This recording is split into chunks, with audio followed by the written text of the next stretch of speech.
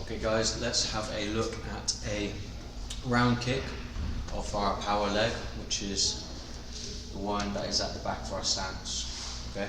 Notice this is not a roundhouse kick. A roundhouse kick is more of a kickboxing or taekwondo kick, where you strike with the instep of your foot, the bottom of your foot here. It's not wrong to do that. It's just, as I said, used traditionally in kickboxing, karate, taekwondo. Right now we're going to have a look at more of a K1 or Muay Thai style round kick off the back leg. So all of our techniques come from a nice, strong, stable stance. I have balance. Okay, my legs aren't too far apart and they're not too narrow. Okay, wherever you feel comfortable, like so. Obviously, in order to strike your opponent, you have to be at the correct range, and you can find the range with your hands or your feet.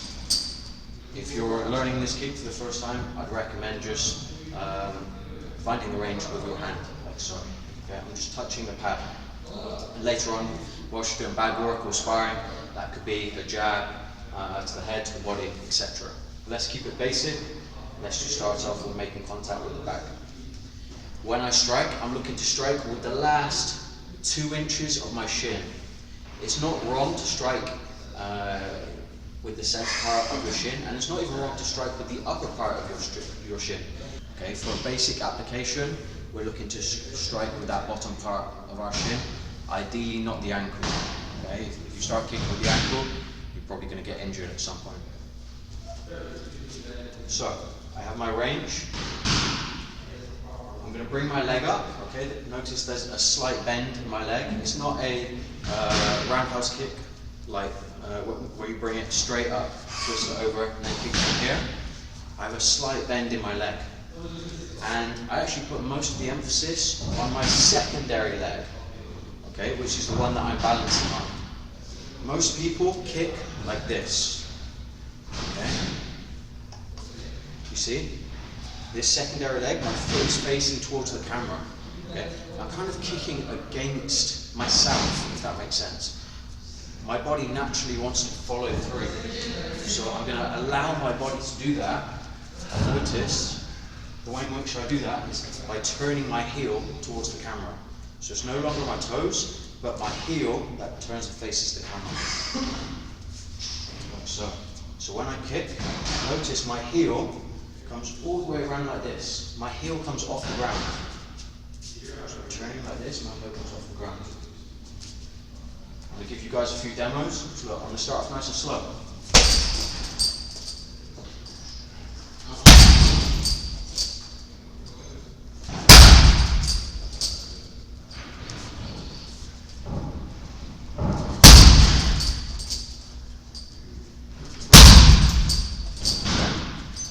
So I'm bringing my leg up.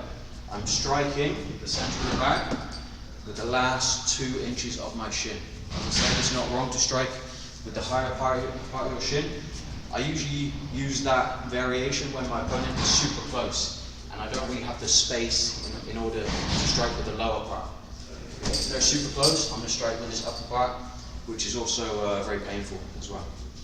For basic application, I'm here, I'm striking, my heel is turning and facing the bag. Okay? All that force is going through my body. When I strike, I'm keeping my hands up just in case my opponent delivers some sort of counter strike, be it a punch or a kick or an elbow. I'm here, my hands come up to protect my head, and notice I'm kind of swinging my back arm. Okay? I'm doing this to create momentum.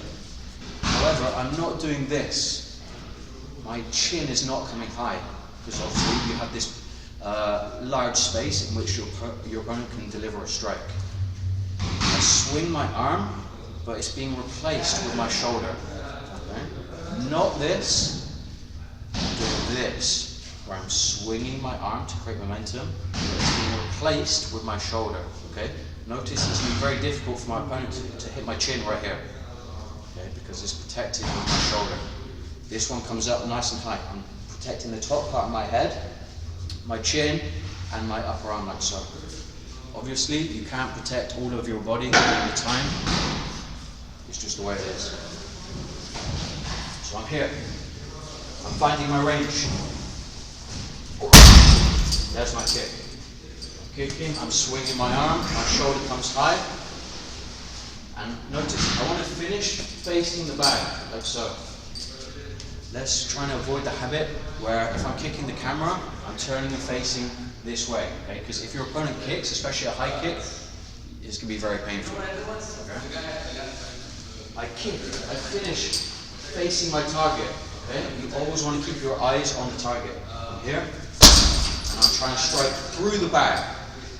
In a kickboxing setting or a karate, taekwondo, we're looking to make contact, okay? Because we're looking to score points. In Muay Thai K1, we really want to go for that damage where we're striking through the pad, or in this case, through the bag.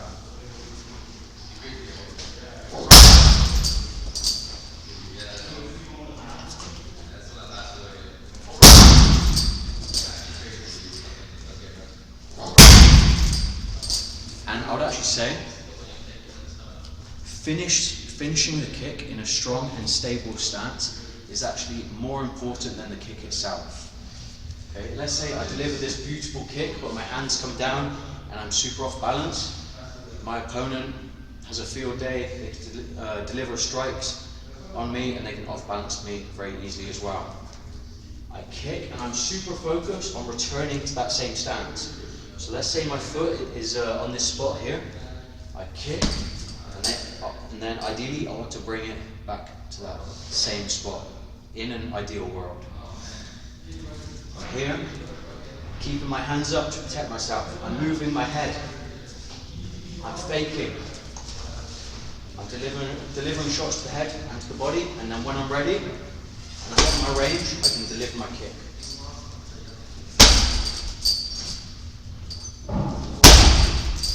Start off nice and slow and then build up the power from there.